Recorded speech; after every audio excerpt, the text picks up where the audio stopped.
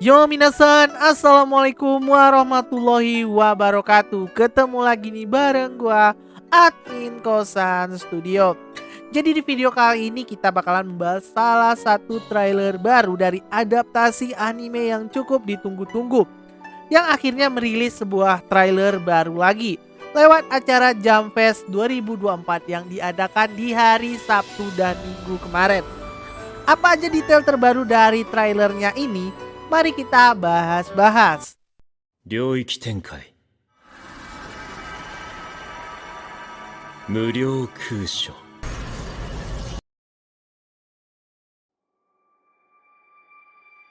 俺たちの戦いは全てが終わった後から始まる。 Pada bagian awal trailer ini kita diperlihatkan orang-orang yang sedang membersihkan bangkai kaiju yang berada di tengah kota. Orang-orang ini merupakan pekerja dari sebuah perusahaan yang bertugas untuk membersihkan bangkai kaiju, di mana sang MC utama kita terjebak di perusahaan ini akibat gagal menjadi seorang anggota militer. Jadi di anime ini diceritakan bahwa negara Jepang menjadi pusat penyerangan bangsa kaiju, seperti di film-film tokusatsu kebanyakan seperti Ultraman dan Super Sentai. Namun di anime ini nggak bakal ada Ultraman apalagi Super Sentai dengan robot besarnya untuk mengalahkan para kaiju yang menyerang kota.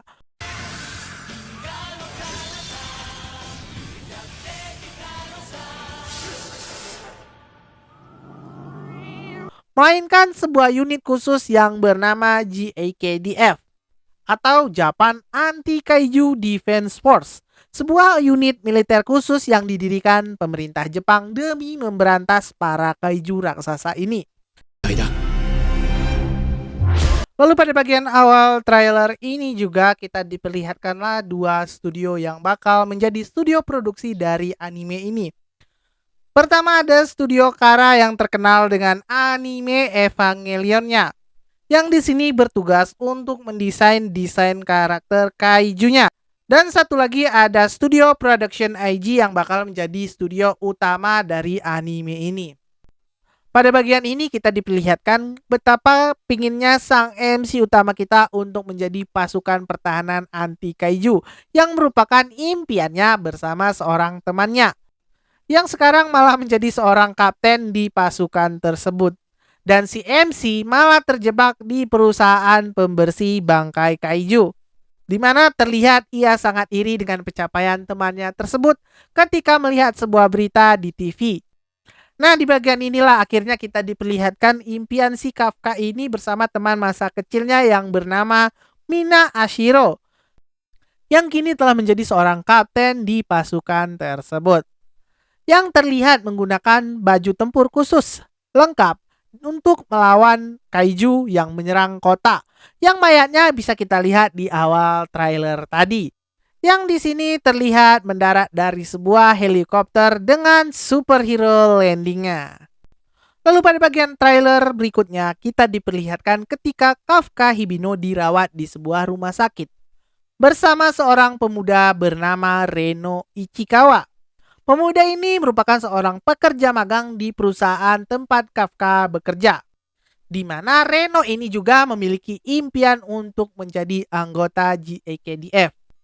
Sebenarnya mereka berdua ini pada awalnya kurang akrab, terlebih lagi Ichikawa pada awalnya sangat meremehkan Kafka karena Kafka ini sering gagal dalam tes ujian masuk menjadi anggota pasukan pertahanan. Hingga semuanya berubah ketika pada saat mereka bekerja, tiba-tiba saja Ichikawa ini diserang oleh seekor kaiju kecil yang ada di dalam bangkai kaiju yang sedang mereka bersihkan. Di mana di peristiwa tersebut, Kafka ini dengan hebatnya malah menyelamatkan Ichikawa.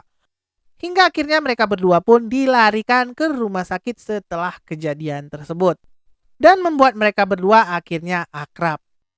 Pada saat mereka sedang asik mengobrol, tiba-tiba saja masuk seekor kaiju kecil, yang di sini terlihat masuk ke mulutnya si Kafka Hibino, yang akhirnya membuat tubuh Kafka Hibino ini berubah menjadi sesosok kaiju, hingga membuat Ichikawa yang berada di sebelahnya menjadi takut dan keheranan kenapa bisa ada kaiju di ruangan rumah sakit mereka tanpa adanya peringatan bahaya. Hingga akhirnya Ichikawa pun sadar bahwa sosok kaiju tadi adalah Kafka Hibino.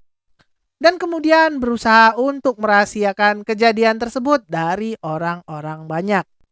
Lalu pada bagian trailer ini terlihatlah ketika Kafka dan juga Ichikawa ini bakalan mendaftar untuk mengikuti tes menjadi anggota GAKDF.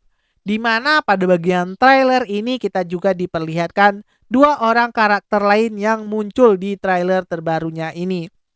Pertama ada seorang wakil kapten dari Mina Ashiro bernama Shoshiro Hoshina yang di sini terlihat menyambut para anggota baru GAKDF. Lalu kemudian ada seorang karakter gadis mungil bernama Shinomiya Kikoru yang merupakan anak dari seorang jenderal besar GAKDF. Yang jelas anak ini merupakan anak orang kaya, di mana dalam tes pertamanya saja ia terlihat diantar oleh seorang supir dengan mobil mewahnya. Namun siapa sangka anak ini bukan hanya mengandalkan kekuatan kekayaannya, namun ternyata ia memiliki skill yang cukup overpower dengan kekuatan yang di atas rata-rata. Bukan kayak anak jenderal yang ada di negara mana gitu ya, Mimin sampai lupa. 命の保証など微塵もない。進め。私があんたを殺すから。討伐する。絶対諦めねえ。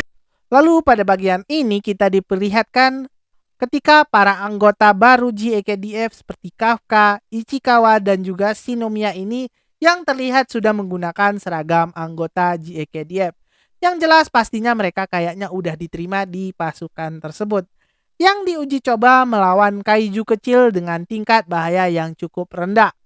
Di sini terlihatlah seperti yang Mimin bilang sebelumnya. Kenapa bisa Mimin bilang si Shinomiya ini OP? Terlihat dari aksinya di bagian ini. Dan di bagian ini juga terlihat kenapa Kafka ini sering gagal dalam tes menjadi anggota militer. Ya bisa dibilang kemampuannya itu di batas rata-rata. Bukan di atas ya, di batas rata-rata.